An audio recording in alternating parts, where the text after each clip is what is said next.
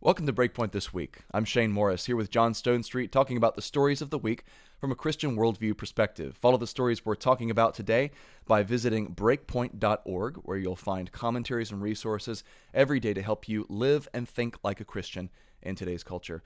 John, I thought we'd start out today, since this will air a couple of days after Thanksgiving over the weekend, asking, what are you thankful for in the midst of this really crazy year? Because it would behoove us to concentrate on those things we're thankful for amid all the bad news and difficult headlines.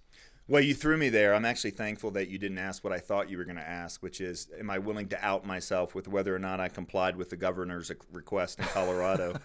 And what I thought about the list of instructions that we saw from different heads of state during throughout. Well, I actually have the Colorado headline or the Colorado hotline right here in front of me, so I can report you if I have any suspicions about you. Well, the governor did say, and I quote, that if you do not follow the guidelines, you are putting a gun to the head of grandma. So you could just, for shorthand, ask if I put a gun to the head of grandma.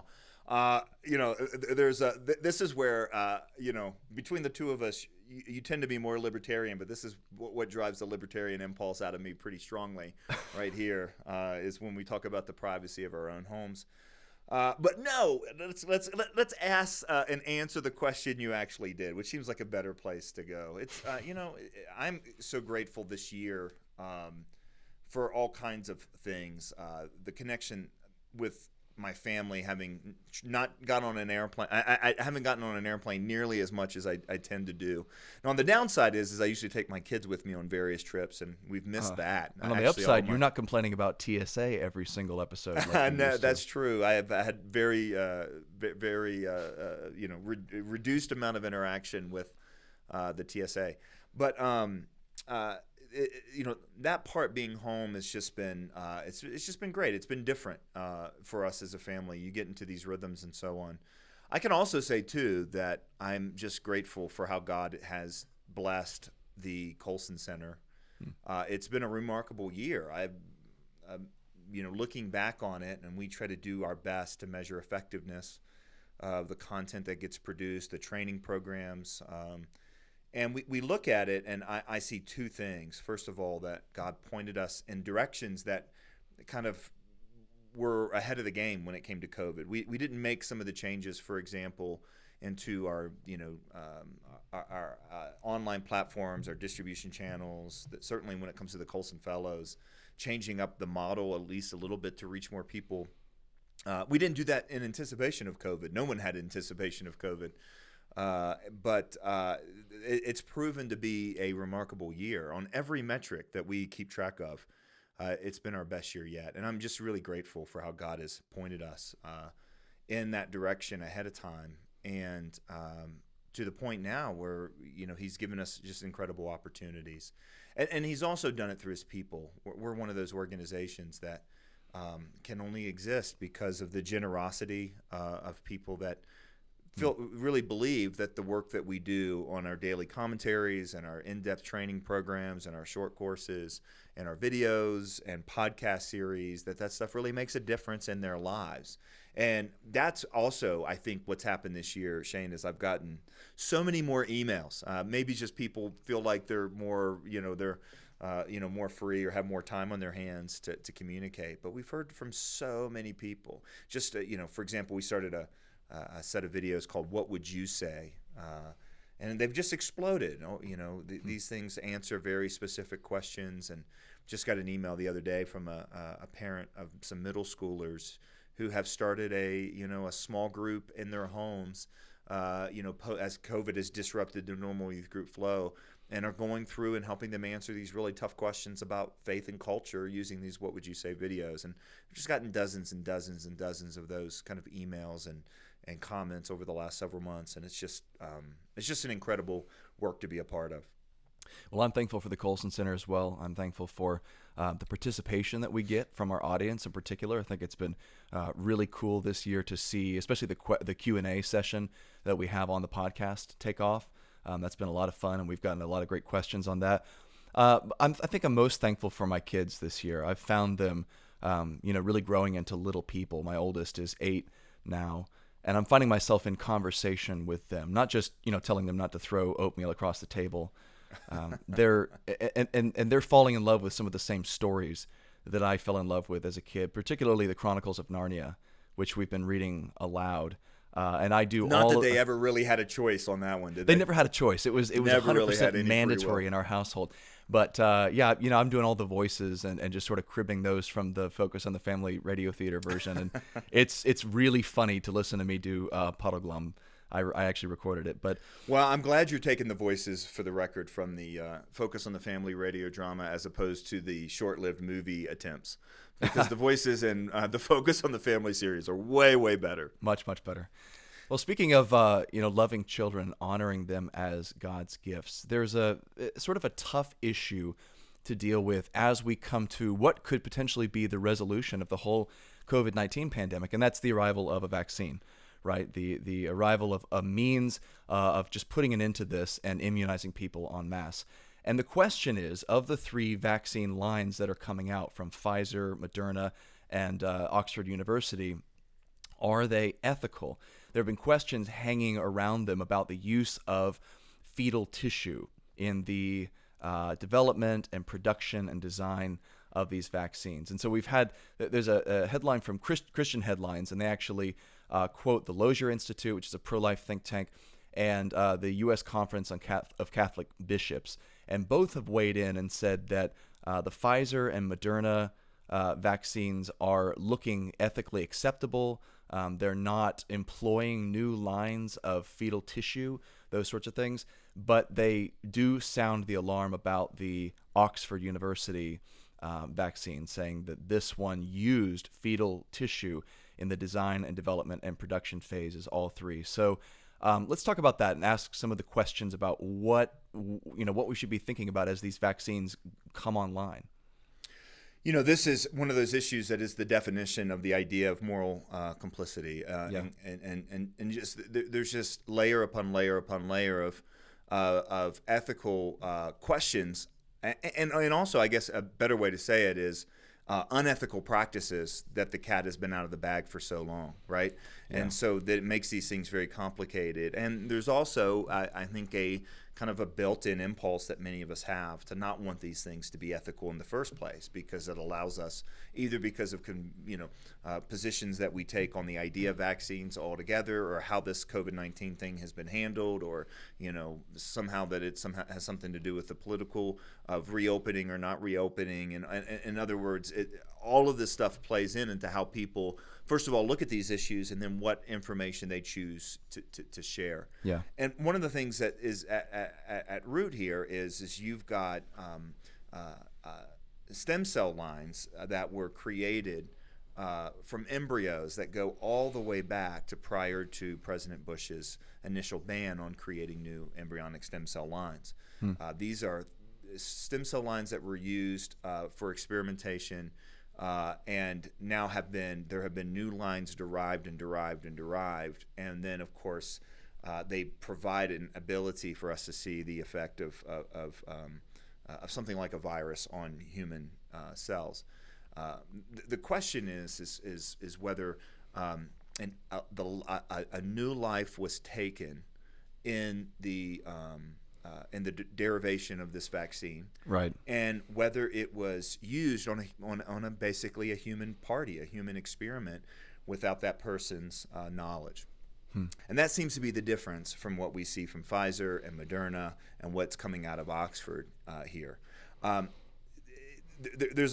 This complexity gets to a level where it's really hard to talk through all the details, but that's really what's at the heart.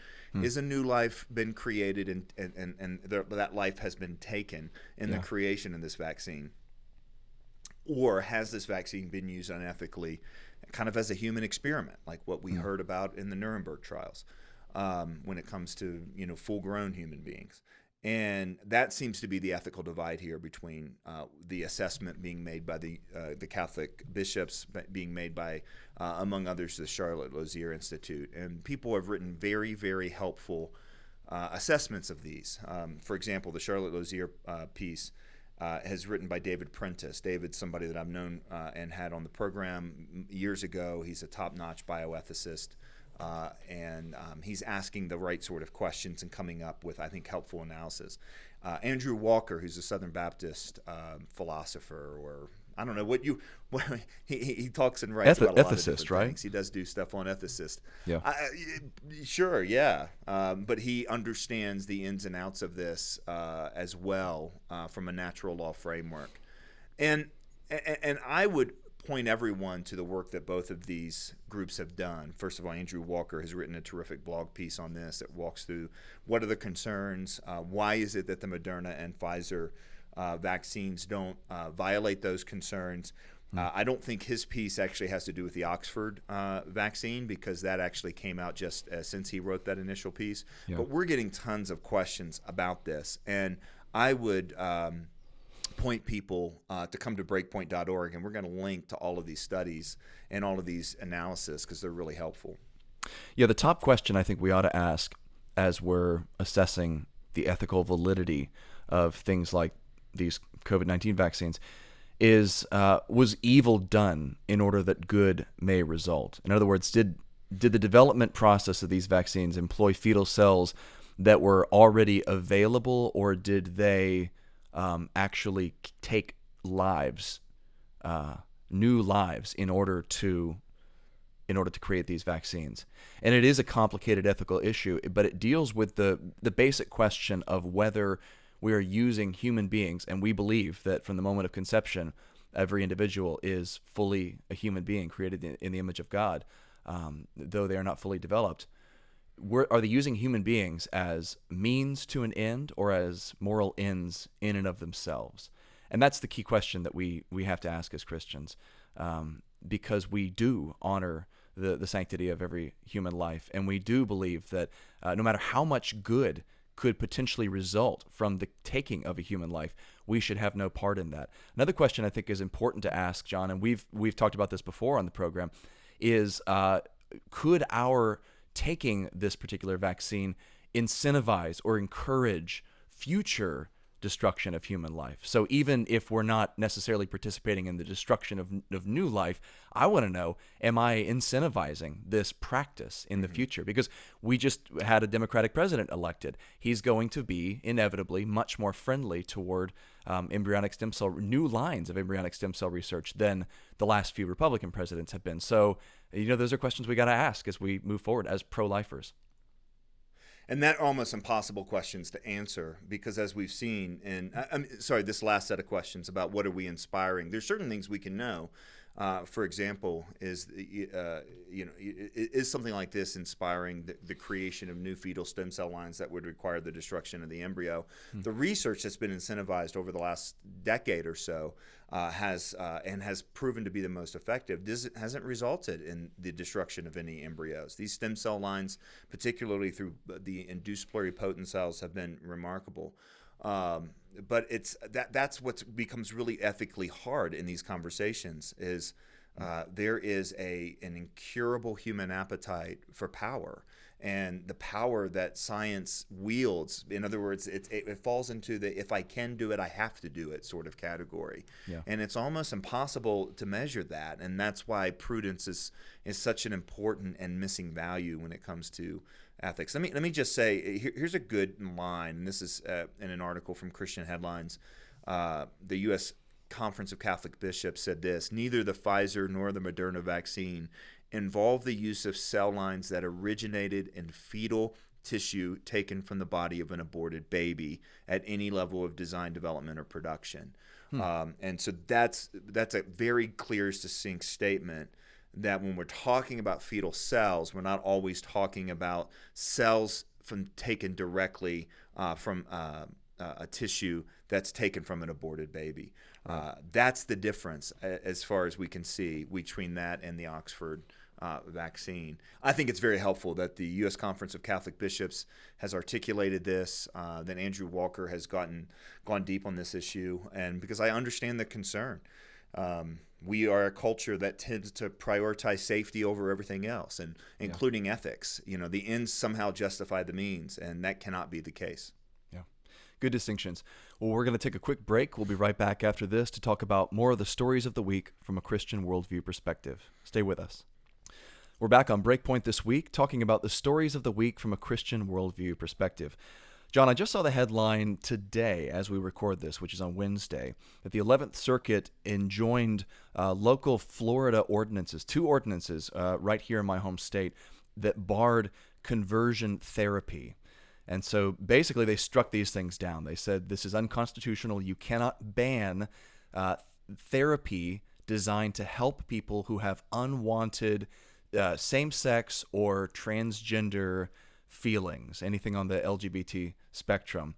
The idea behind the ordinances was that we're going to protect people from medical malpractice, and as you know, the direction of our of the powers that be for the last few years has been that anyone who wants to change or alter sexual attractions, perceived orientation, preference, anything like that is trying to change a fundamental aspect of their identity, of who they are, and that's abusive. And of course, this is rooted in a history of conversion therapy, quote unquote, that's not always savory, where you and I would point to instances of abuse in that history. But this court said, this panel of judges actually said, no, you can't do this.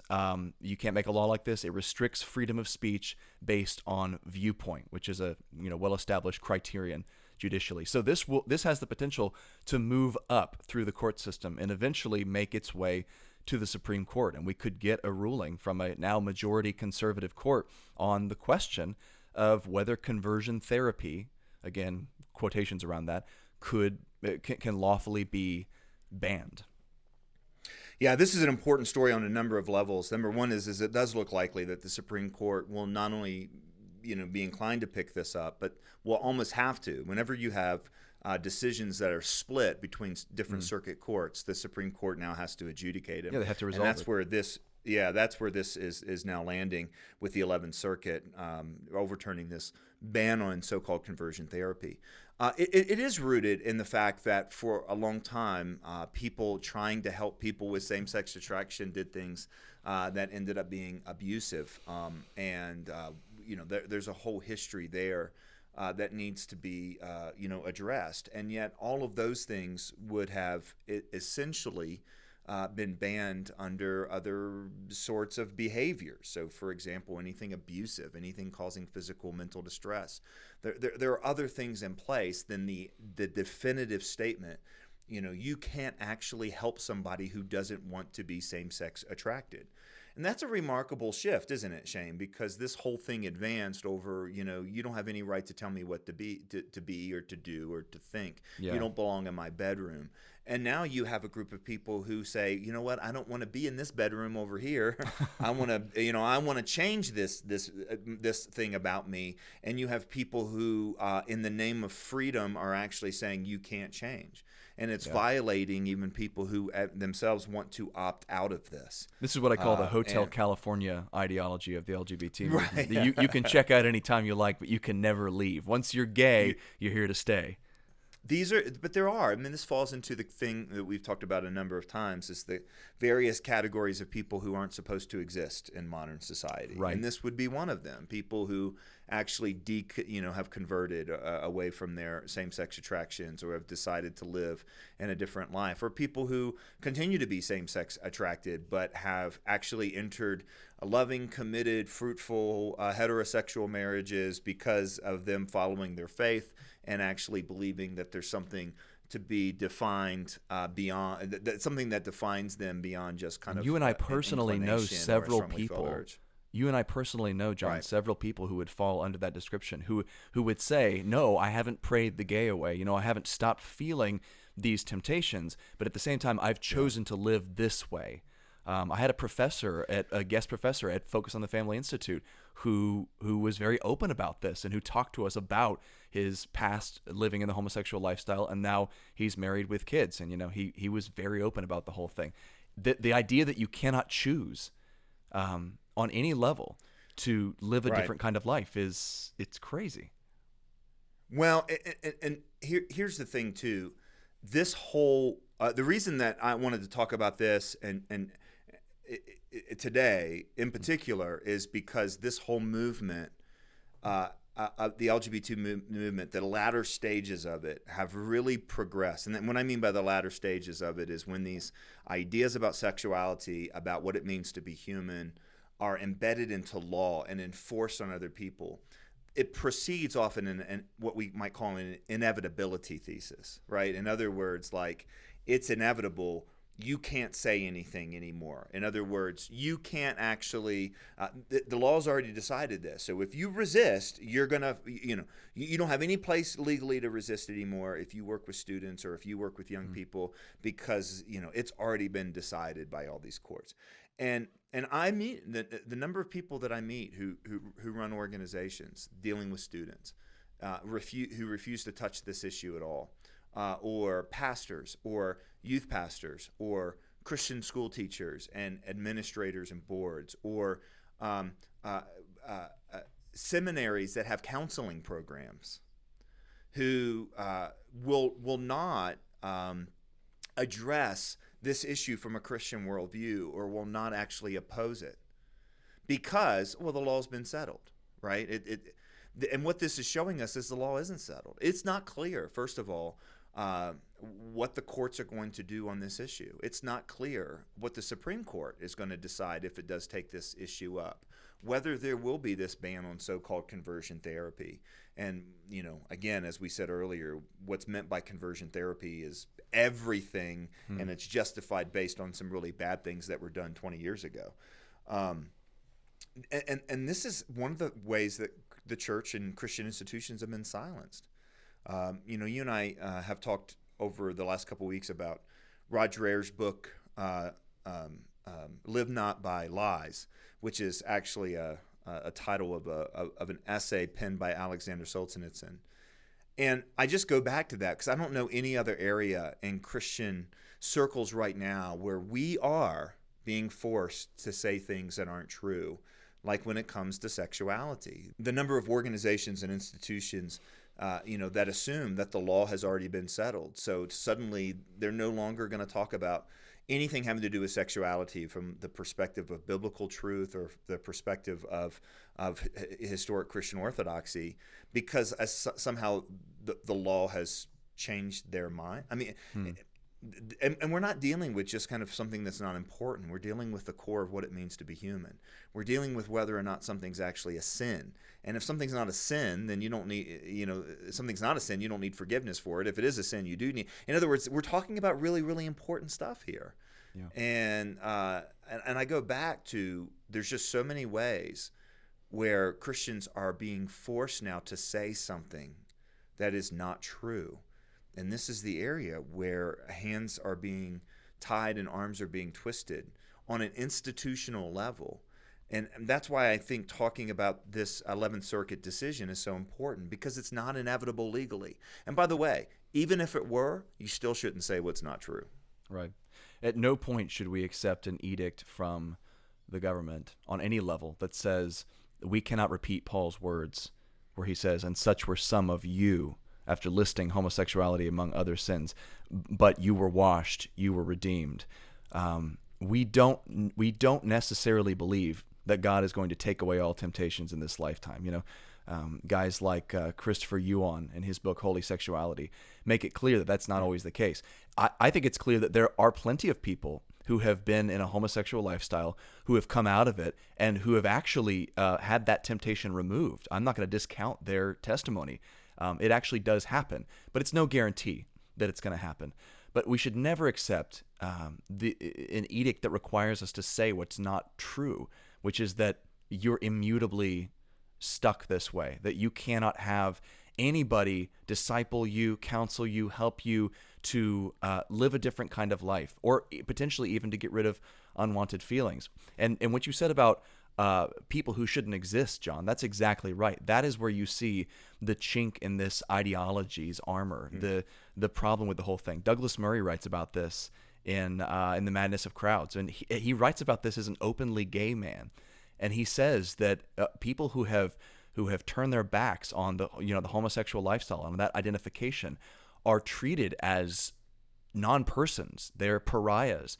They cannot be allowed to exist because they are living contradictions of the ideology that's gotten the LGBT movement to this point, which is that we are born this way, that we can't change. And we talked about this a few weeks ago after a little a tiff in the Amy Coney Barrett confirmation hearings, where she used the phrase sexual preference. And then one of the senators decided that, it was Mazie Hirono, decided that, well, that's a politically incorrect term after she saw some people complaining about it on Twitter. Turns out, we did a Breakpoint commentary on this, turns out that is an accurate summary of the current state of the science on the issue, that people do, speaking in secular terms here, exist along a spectrum of sexuality, and that people often go back and forth on the spectrum. There aren't really these fixed orientations in the way that we've been told for so many years. And so the idea that you shouldn't be able to help someone align their feelings with their preferences or convictions is just crazy. I really hope to see the Supreme Court strike a blow for religious freedom as they resolve the lower court tension on this issue. Yeah, and there are moments in culture where you see what happens. So many people know, for example, that eHarmony was, founded by a Christian guy out in California, connected with Fuller Seminary, and was once really, promoted by many Christian leaders. Just 2 days ago, I saw the first commercial of eHarmony that I've seen. Maybe there have been others, but that is just completely full on a lesbian relationship. And I remember when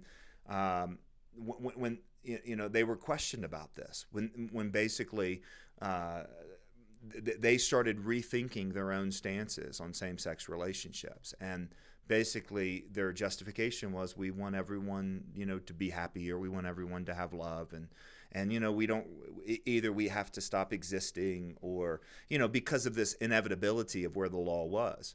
And they were way ahead of this. This happened just recently with another Christian ministry having to do with foster care in one particular state, where they basically said, well, the law's settled, so we're now going to have to change our view about whether we place kids into same-sex parents, into homes with same-sex parents. And, another Christian group fought it and won. So this inevitability thing that we've got to get along, or we won't be able to do our ministry or whatever, this has got to be stomped out in the Christian consciousness. It's not what we're here to do, to stay relevant so that we can somehow continue to do our ministry. Christian truth claims are true. They're actually the way the world is. So they'll never not be relevant. You know what I mean? It's the most relevant you can get. They might not always be palatable, but being palatable and being relevant are not the same thing. And somehow they've been equated, I think. And I just think it's so important to hold this up. Now, look, this might end up going the wrong way, and the court might, disappoint us. I know that's a shock. Sometimes the Supreme Court disappoints us. Never happens. And I hope it doesn't. I have great hope for this one, this version of the Supreme Court.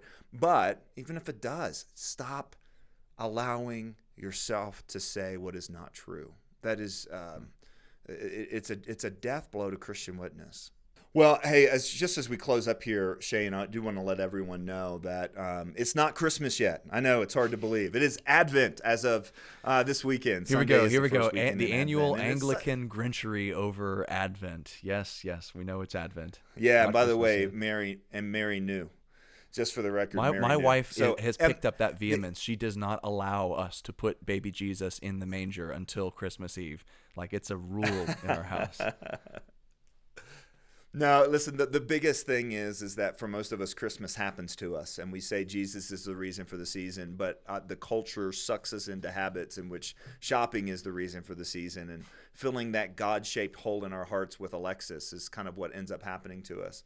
And it's just so important. And so this is why every year at the Colson Center, on Breakpoint commentaries and our conversations here on Breakpoint this week, we just put a lot of energy and effort into cultivating resources to help people remember Advent. We've got a really important booklet that has been put together. If you know that great Advent hymn, O Come, Emmanuel, there's 7 different titles of Jesus there. They all come from the prophet Isaiah. And that tell us something about who the Messiah is. And then there's this welcome. It's really a remarkable time of preparation. not only keeping Christmas, the remembrance of Jesus' first coming into that larger context of redemptive history, but also remembering that this baby didn't stay a baby. He's the King of Kings, Lord of Lords, and he's coming again to make all things new. And so we put all that together into this remarkable resource. If you want to have this devotional, it's beautifully written by some of our team, as well as illustrated by some great Christian art. Come to breakpoint.org. We'll tell you how to get a hold of that. And also, I do want to just mention quickly here before we wrap up, Shane, that one of the more redemptive things that has developed during this season of Advent, during this kind of time where Christmas becomes so materialized, is something called Giving Tuesday. And it was really founded in kind of a reaction to what were the worst impulses that we see during Black Friday. But it's an opportunity to support organizations, nonprofits that are doing things that are really important. So I want to encourage all of you to participate in some way or another in Giving Tuesday. There's so many wonderful organizations that are doing so many incredible things to bring hope and the message of salvation and healing and clarity to the culture in which we live. And of course, we would be very grateful if the Colson Center would be among those organizations that the Lord leads you to support at Giving Tuesday. Again, you can find out how to do that at breakpoint.org. Well, we're going to take a quick break. We'll be right back after this to talk about more of the stories of the week from a Christian worldview perspective. Stay with us.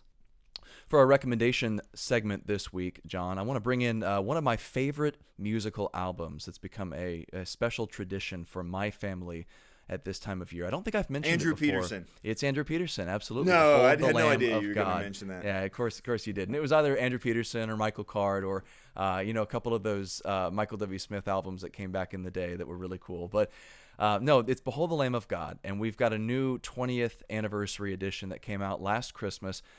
We went and saw it in Lakeland here near our home in Florida on the tour that happened before COVID-19 and before the world went haywire. So it was beautiful. They reworked a lot of the music in the album, sort of updated and modernized it, but they've got the same band of musicians presenting it, and so you can't see that live this year. I think you can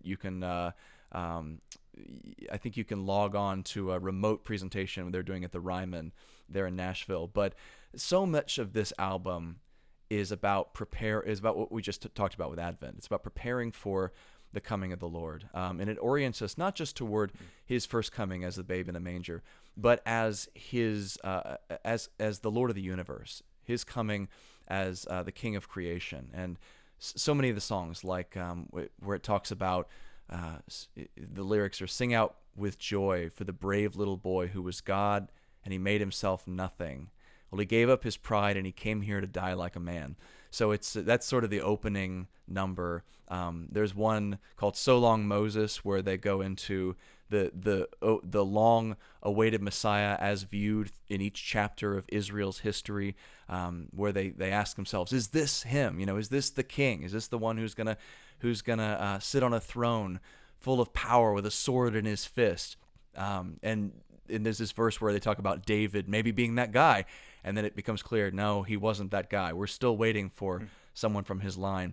And then it goes into Isaiah, where it says, hang on, the king we're waiting for isn't going to be quite like we expected, at least not at first. He's gonna bear no glory or beauty.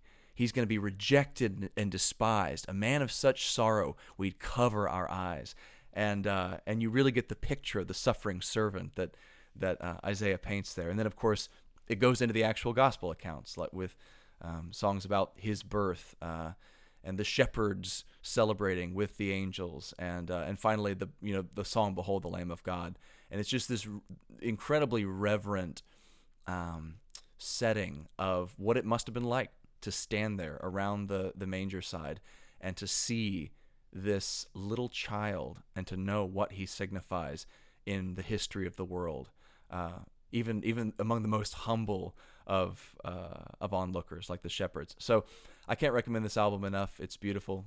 Check out the original version or the updated version. They're both great. A couple of the songs, I guess I'm still sort of partial to the original, but Andrew Peterson and company did a great job with it, and it deserves to be a tradition in your household as well as in mine. I knew you were going to actually recommend that. Somehow I had that going in and just had no doubt in my mind that you were going to recommend Andrew Peterson.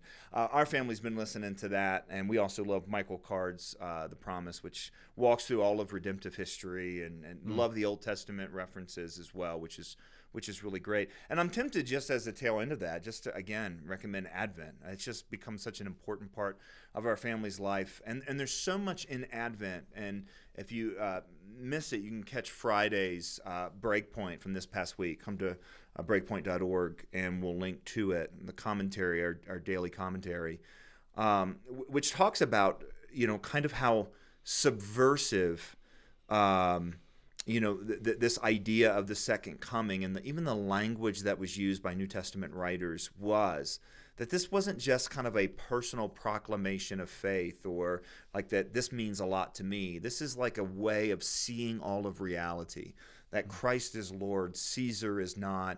His coming means to prepare in the same way that they would prepare for the visit of an emperor in a town. And just the significance of that is really remarkable.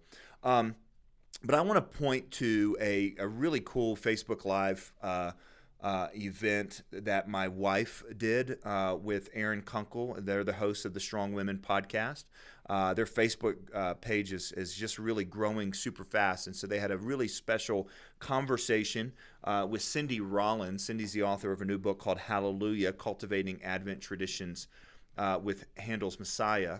And it was a really, really cool conversation that they had talking about various Christmas and pre-Christmas traditions, Advent traditions that they have embraced. I know, for example, in our family, my wife begins with some of these kind of great books. A Christmas Carol is always one, the original, not just the movies, but actually reading through A Christmas Carol, which Dickens has some delightful ways he puts things in that book. It's just, really, really great. But so many other things that they recommended during that Facebook Live presentation. And so we'll link to that so you can find it. And while you're there, you can also like that page, the Strong Women podcast.